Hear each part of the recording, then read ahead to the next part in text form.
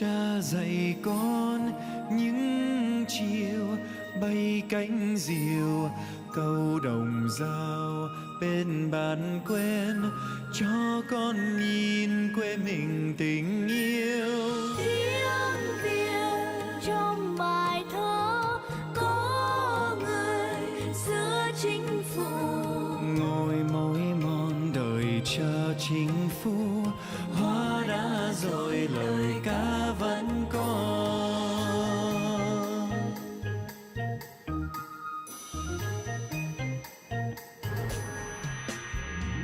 tiếng Việt còn trong mỗi người, người Việt còn thì còn nước non. Giữ tiếng Việt như ngày nào, hào hùng xưa mãi vòng ngàn sau. Tiếng Việt còn trong mọi người, hồn Việt mình còn nguyên vẹn tròn. Giữ tiếng Việt cho nối đời, lời quê hương ấy lời sắc son.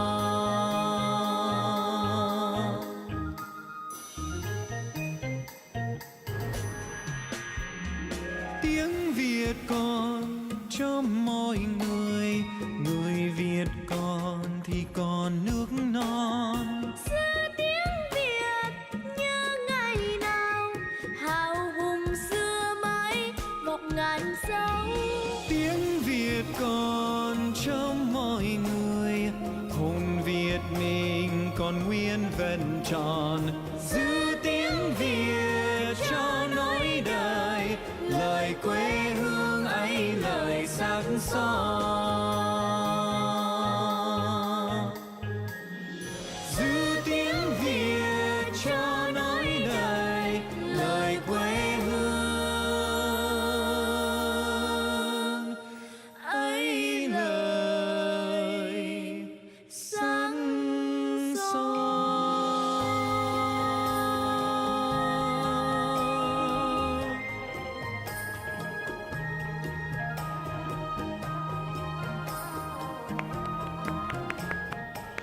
Thank you very much, Uyên Nhi and Kyo, for joining us here on Talk Vietnam. That was a wonderful rendition of Thương ca tiếng Việt by Kyo York and Ju Uyên Nhi. And joining us here today to share more about the beautiful language of Vietnamese, as well as Kyo's connection to Vietnam. And we're very happy to welcome Kyo York again onto our show after 5 years to talk about just that. He was an IT engineer back in the days and working for the technology company in the United States called Apple in New York City. He came to Vietnam originally as a volunteer for Princeton University, but a twisted fate meant that he would eventually grow a passion for Vietnamese music and now have a career in Vietnamese music. We'll get a chance to learn all about that, as well as his connection to Vietnam and the Vietnamese language in this edition of Talk Vietnam.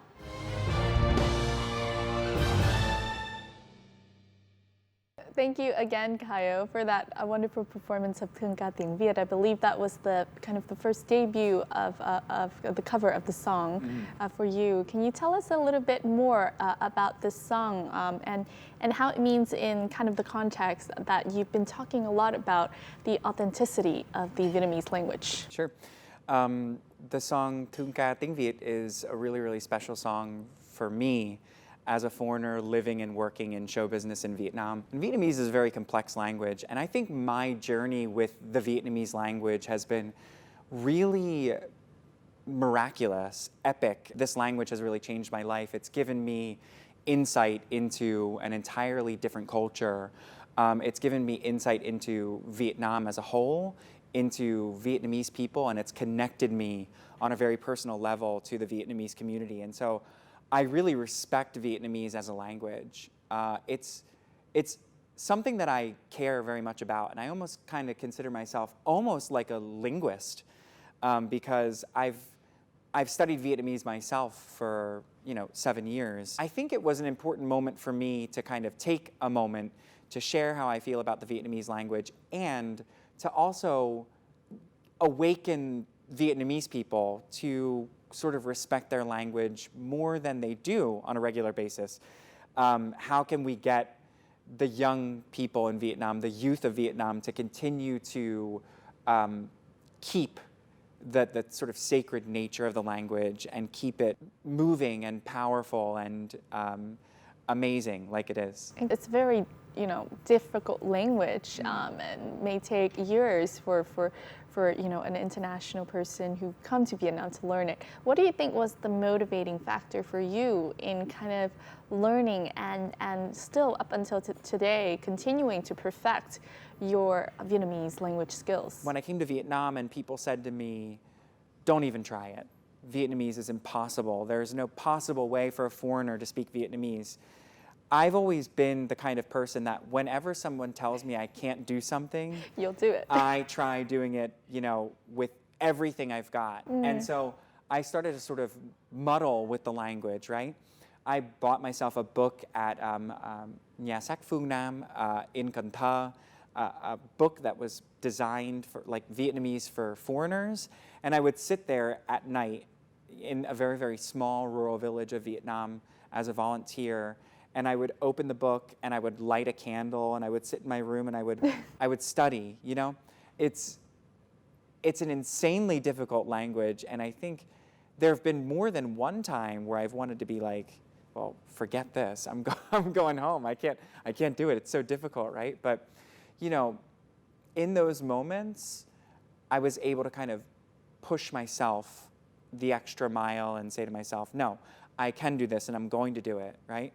Because I think a more important message for me as a person, as Kyo York of today, is that I try to defy the impossible. And that's the message that I want to give to the youth of Vietnam, to the people who look at me, even foreigners, when they look at me. I want them to see, if this guy can do it, I can do it, And that's important to me. So I didn't want to give up on myself. I didn't want to give up on the language. Although there were moments where I was like, I can't do it anymore. You know what I mean? It's impossible. It really is.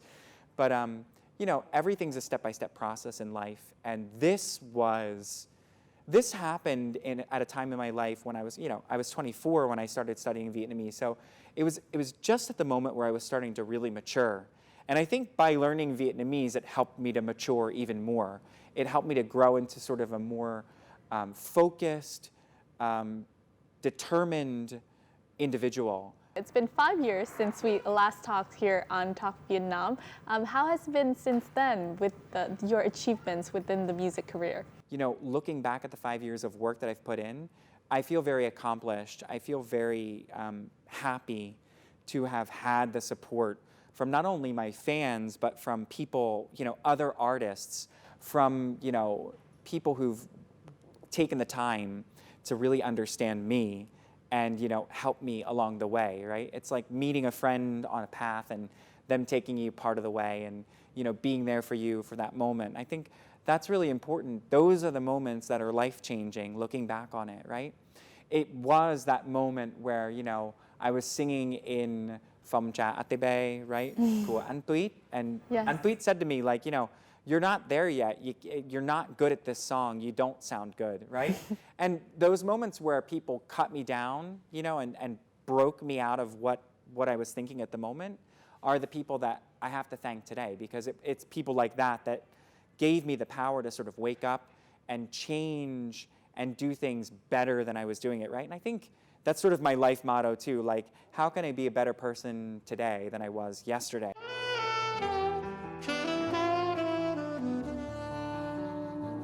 Hãy yêu nhau đi khi rừng thay lá, hãy yêu nhau khi dòng nước đã trôi xa, nước trôi qua tim dòng đầy trí nhớ, ngày mai mong chờ ngày sẽ thiên thu.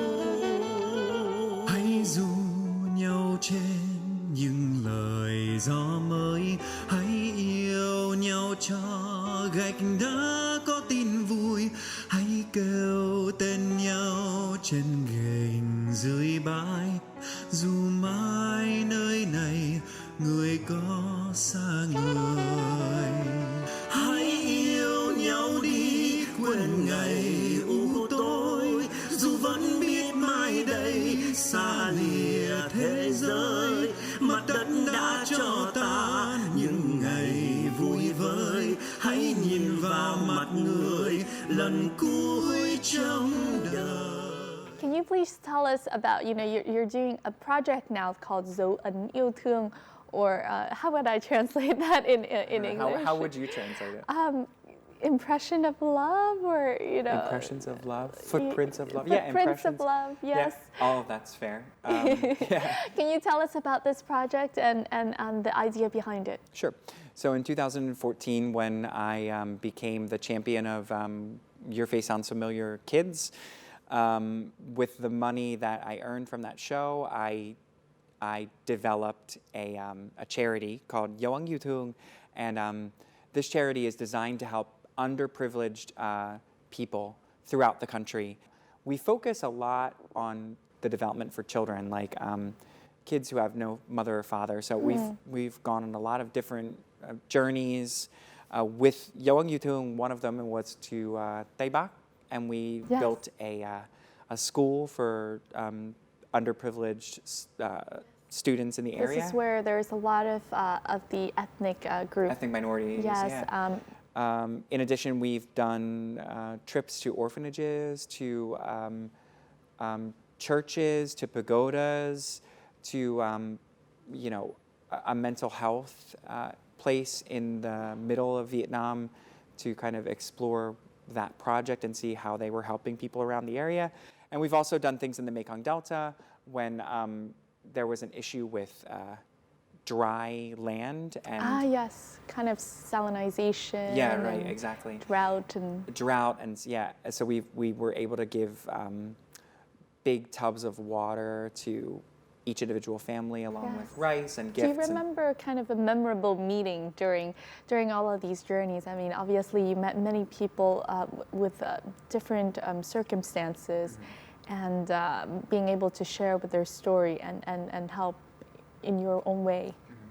I think with each individual journey, the most important thing is that we reach people on a personal level through music, through creating memories, right, and bringing people together. So every journey that we go on, there's usually some musical performances that I put on, that I get other people involved in, and so a lot of the memories that I have are from creating memories for other people in the moment. And I can remember very vividly the faces of each individual person in the crowd, and the warmth and the beautiful nature of their personalities. And I think it's important to think about that as like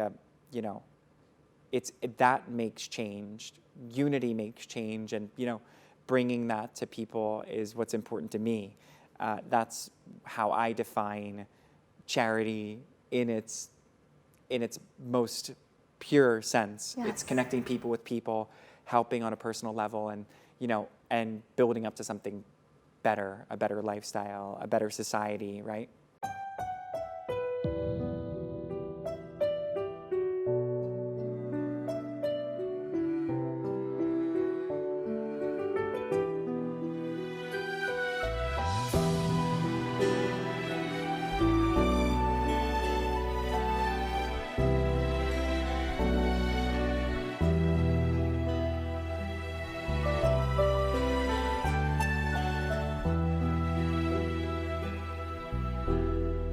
Khi cha già đi thì đôi mắt sẽ mờ, chẳng nhìn thấy được con đang giấu điều chi. Khi cha già đi, những khi cha đánh đòn, con không phải sợ, vì chẳng đau như lúc xưa. Khi cha già đi, bàn tay cha yếu dần, cha không thể nào ôm con như ngày thơ. Khi cha già đi, bờ vai cũng yếu dần, cha sẽ chẳng thể nào cõng trên lưng cả vậy thì cha sẽ có dốc hết tất cả cuộc đời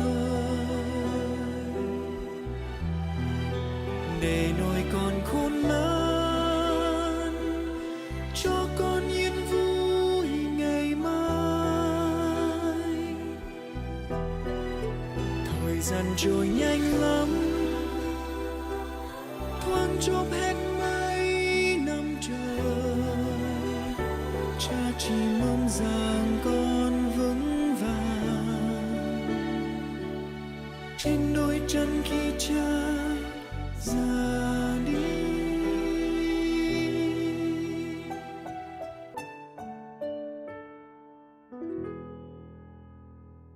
What type of music are you into right now? You know, I never pictured myself singing happy songs. I never pictured myself being in moments of extreme happiness on stage with thousands of people and singing these like, you know, happy anthems. High but energetic. I do that too, yeah. Yeah. I do that too. But, you know, I was singing a lot of, you know, songs about Vietnamese culture, Vietnamese people, the country, and I still do that too, right? But most recently, and I think most interesting, is that I've been able to take Vietnamese songs, very popular Vietnamese songs, translate them to English, and then also do these covers. So it's almost acts like a bridge between two cultures. When I bring that music to my friends in, you know, America, they're like, oh my God, this song's really amazing. It sounds great in English. And, you know, it creates a direct connection from art to person. So I think that's been really fun. I'm very curious now. Can you please sing us a snippet of a popular Vietnamese song but in English? Like, for example, the song Em Gái Mưa, Yes. you know? So you can, like, so in English, I was able to translate it relatively like this. The sunny skies returned, washed away sadness. My tears have all dried up, no more hopeless dreams. Under the rain we met, that's a day I won't forget. That day will stick with me as long as I live. And it's Wow. continue. But, Yeah. you know, a lot of people have said to me, You know, it sounds great. I Yeah. mean, the words rhyme, and it sounds like a legit kind of pop song in English. and if you look at the meaning in Vietnamese, it's the exact meaning. Yeah. Now, I know one of your recent experiences becoming an actor. You had a role in a movie called Giấc Mơ Mi, or translated roughly as American Dream. And tell us about this experience. How was it kind of going from, you know, singing into acting? As a very young child, you know, when I was 5, everyone around me was like, you need to be an actor. You should get your son into acting because he's crazy over dramatic. You know, back then it He has was, a personality. yeah, this kid has a personality of like no other, right? So get him into acting. And so my parents did. They took me to acting classes. I did that for a very long time. I've done lots of musicals in the US, regional theater. So acting's nothing new to me. In fact, it's something that I was more passionate about than singing. Than singing, yeah. In fact, right? Yeah. So getting the opportunity to jump back on stage, as it were, or, you know, perform a role that has meat to it, you know, that's actually like a decent role, like a good character, not just like, you know, the Western husband of some, you know, Vietnamese woman. This is actually a role that's got levels, colors, emotions, and there's something to perform. And so I felt thrilled to get the opportunity to do it, and I took it very seriously. I did a lot of research to blow life into this new person. Em có muốn quay lại Việt Nam không?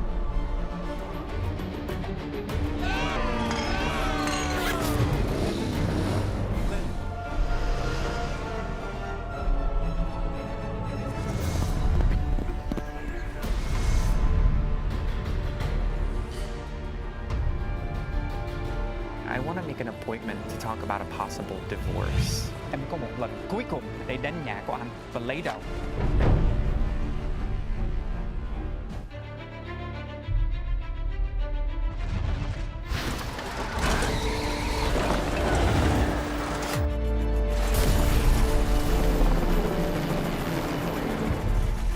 nước băng táp.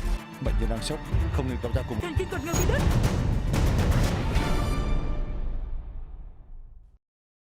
One of the other, activities that I've noticed you've done is, doing shows, a cultural show for a TV network and visiting different places in Vietnam. Is Vietnam's tourism, is Vietnam's sights and scenes and beautiful landscape another aspect that you would like to promote about Vietnam? I have a program called Nhật ký âm nhạc, and that's it's kind of like a journey that continues to go on and on.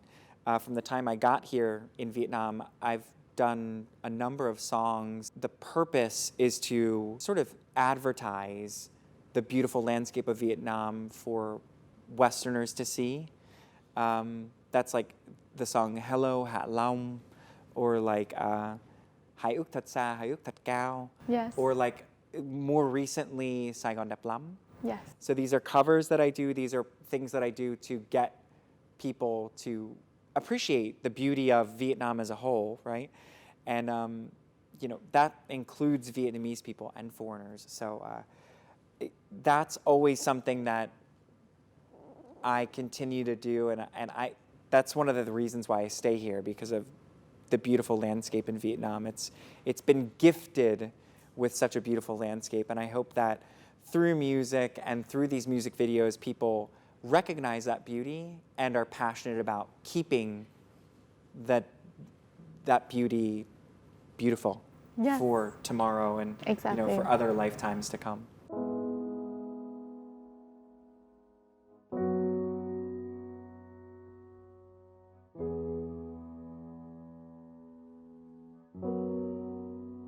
Du lịch là hành trình ý nghĩa, mang đến những trải nghiệm giá trị cho cuộc đời. Tôi nghĩ nơi đây thật lý tưởng, bởi mọi thứ rất thanh bình.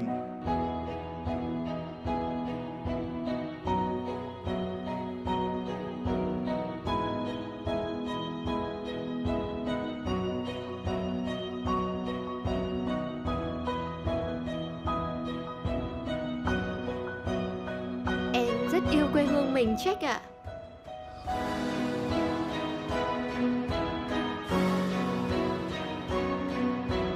Anh là du khách, còn em là cô gái ngược bản địa.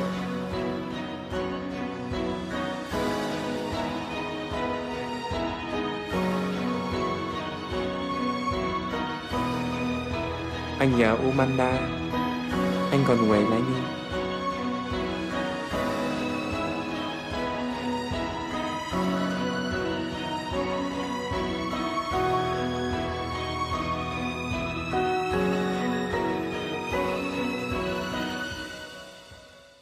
You and Zhu Wenyi, whom we met earlier in the performance that began this show, wrote a vlog. Yeah. Did a vlog on 13 things that discourage tourists from coming to Vietnam. Throughout your years here in Vietnam, what do you like the most? But then also, what are your pet peeves? My pet peeves are like, again, in the 13 reasons why tourists don't come to Vietnam, I raise a lot of these issues. A lot of what really bothers me by being a foreigner in Vietnam is partially the traffic, the amount of people, right? Obviously, if there's a large amount of people, that's even more of a reason to be conscious of the people around you, right? It's a very, very small country with 90 million people. It's not even the size of California, right? Vietnam's not even the size of California, but 90 million people is intense. Yes. And so if you know that there are 90 million people around you on a regular basis, do your best to be an upstanding, polite citizen, right? That means when you go to a public place, don't talk too loudly, right?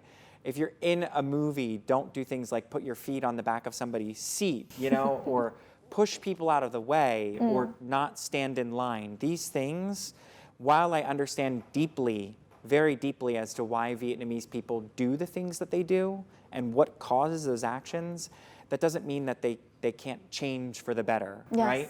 And I think that's what's important. Like, if you're eating in a restaurant, don't let your kids run around like maniacs, for example, So it's these little things that, come with very quick development that we need to, as people, be conscious of and sensitive to, and be like, okay, we have to teach our kids, this is the right way to do things, this is the wrong way to do things, you know, and not instill negative habits into our children so that we've got a more negative future. But that being said, you know, there are so many wonderful things about Vietnam, and that's why I'm still here 7 years later.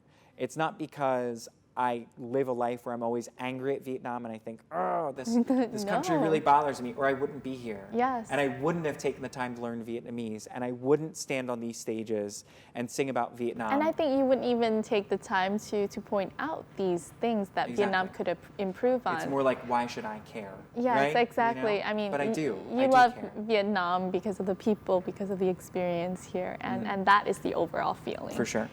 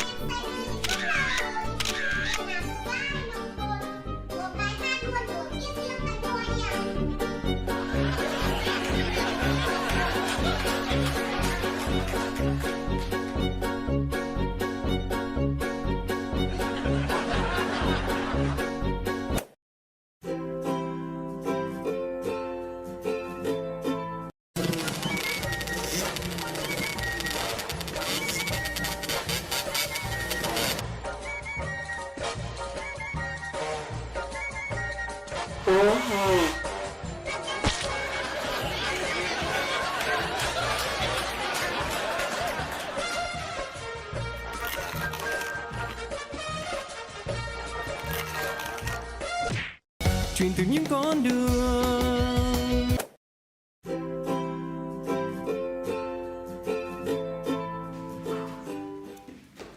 You raise me up. Tôi đẹp, tôi có quyền.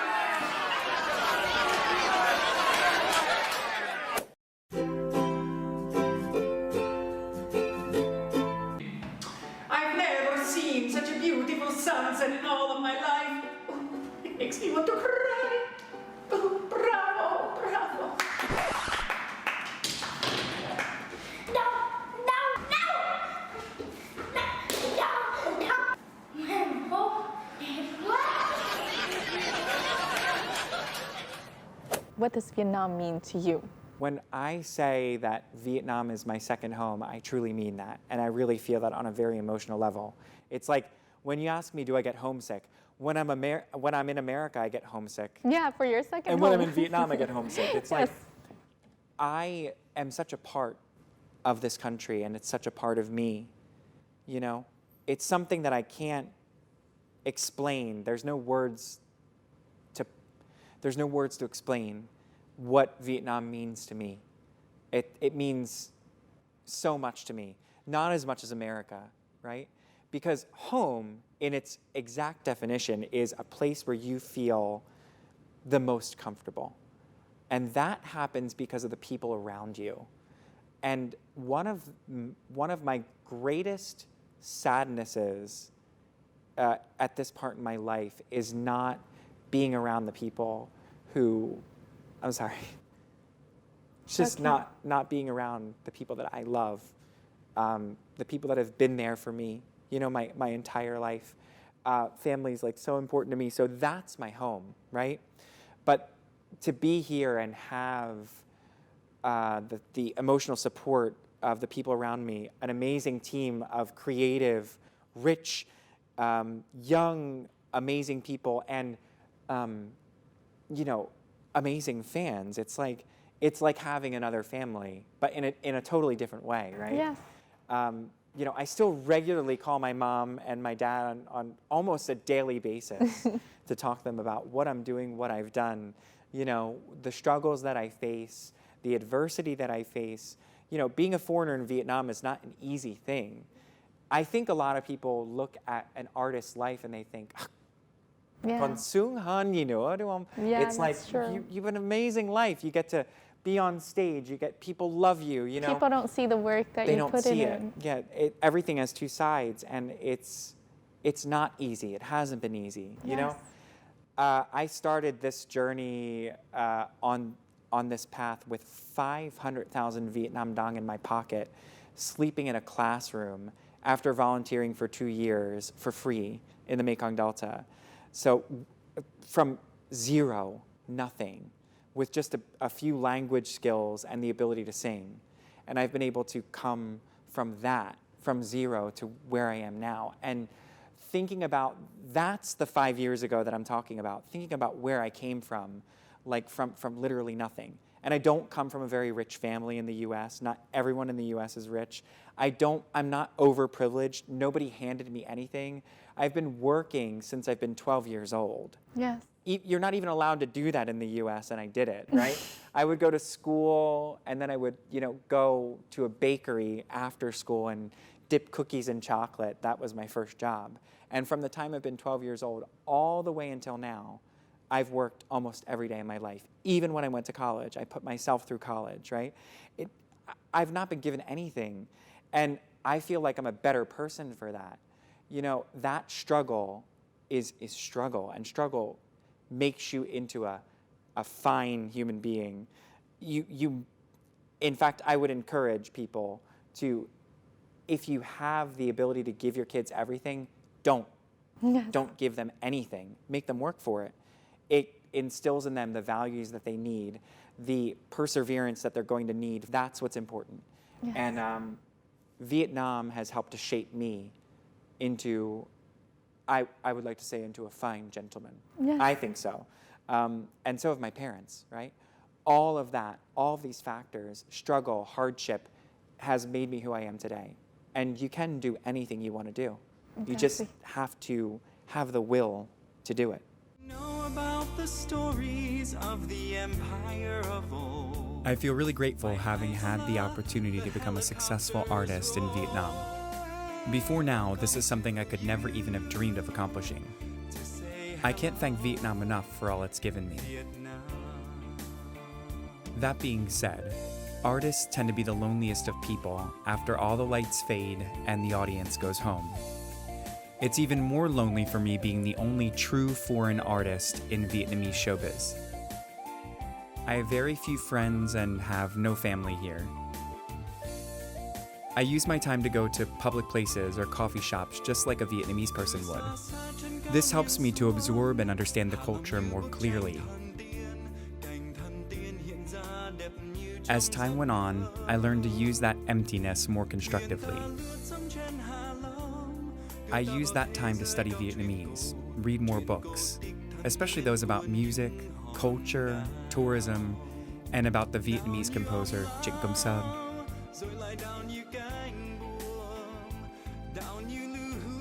It's in these moments where I feel so lucky and thankful to be an artist, and it also proves that there's a real need for all artists to use their voices for doing positive things for society and people. Now, you've spent a number of years here in Vietnam. How many Tết or Lunar New Year have you spent here in the country? 6 or 7. Wow, Yeah, so 6 or most of 7. them. Most of them. Yes. What do you think of Tết? What feelings does this time of the year bring for you? I think a lot of people want me to, I get this question all the time. Everyone asks me, how do you feel about the Lunar New Year? Tết Nguyên Đán như thế nào? Cảm giác như thế nào? I think So people are curious They because are. you're an international living here, Guest, you right. know, in the country. I mean, it's a time of family gathering. I guess Vietnamese people are very curious about, how would he spend his Tết, because obviously his family's not here. So I guess that's why people ask so much. Exactly, and so usually, I know that people want to hear, oh, that is so amazing, right? Like, bánh chưng bánh Tết, rồi hoa mai, hoa đào, rồi sum vầy, rồi hái lộc, rồi những cái điều mà rất là Việt Nam. They want to hear me talk about all of those really interesting aspects of Tết and give an outsider view as to how somebody from the outside looks at those things and what they think about them. Yeah. And so after 6 or 7 Lunar New Years, I can confidently say that I understand the Lunar New Year and the meaning behind each individual aspect of it on a very deep level, because I've done so many shows about it, right? I've had so many Yes. talks about it. And so I think even for me, it's magnified, right? On top of that, I get to perform on these amazing stages with huge, like, bánh tét, Yes. bánh chưng, or like, cây mai, just huge, big props It's on getting stage. to be more of kind of like an annual ritual where An you kind annual of ritual, yeah, right? where you And kind I'm of- almost a part of it, right? Yeah. And that makes me very happy to give back to Vietnamese people what they've given to me, right? Love, respect for a very cultural, amazing, kind of like experience. It's something that every Vietnamese person holds very near and dear to their heart to some degree. Whether that's, the Lunar New Year of the past, during wartime, or what that means, I think the most essential thing is the Lunar New Year means rejoining, right? Joining the people from your family, the people who've loved you their entire lives. Taking a moment to sort of take a breather, share with the people around you, and clear your slate, clear your palate for what's to come. That's important. Every culture has that. Vietnam has an extremely colorful version of that process, and I think that it's amazing. It's very Vietnamese. It's very indicative to this country, and it's important that we continue to keep the meaning of this holiday so that it doesn't, become faded for the future. Explain to your kids, why is there lisi? Why do you hai lop, right? Why do you go to the pagoda on the first day, right? Yes. Why do you watch Mulan? Like, what is all of this about? It's important to take the moment and sit down with family members and share in what is very Vietnamese culturally. Exactly. Well, thank you so much, Kyo, for coming here. I mean, you have, developed, a completely new insight into Vietnam, into yourself, in comparison with the last time that we spoke. Thank you so much for sharing your story. And for the Lunar New Year, I do hope, into the new year, you'll get a chance to, share equal time between your first and second home, being the United States and Vietnam, and that you'll continue to enjoy success in your career. I just hope that, I continue to create amazing things for my audience, get lots of opportunities to go all over the world singing in Vietnamese, delivering Vietnamese music to the masses, whether those be foreigners and Vietnamese people, Việt kiều, the same. I feel like I'm part of your very, very large, amazing family. That's what Vietnam means to me. It's like being part of a big family. Yes, thank you so much. And I know you have one more song to share with us. And we'll now have a listen to that wonderful song that is Lắng nghe mùa xuân, or Listening to the Spring Arrive, by Kyo York. And we at our team here at VTV International would like to wish all of our audiences watching, whether it be in Vietnam or anywhere you are in the world, whether you celebrate that or not, we hope you have a wonderful year ahead filled with love and success with your family and loved ones. Thank you so much for watching. And now on to Kyo's song.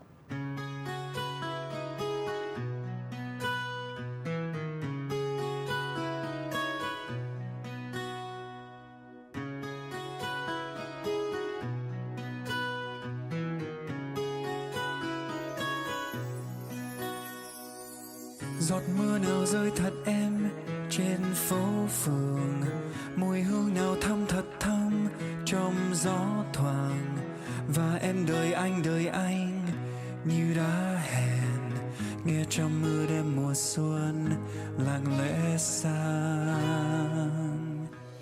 Phải chăng mầm non mùa xuân đang hé nở, phải chăng nụ hoa mùa xuân đang hé nở, phải chăng ngày xuân đầu tiên đang gõ cửa, khi anh trông em ung dung bên thềm nhà.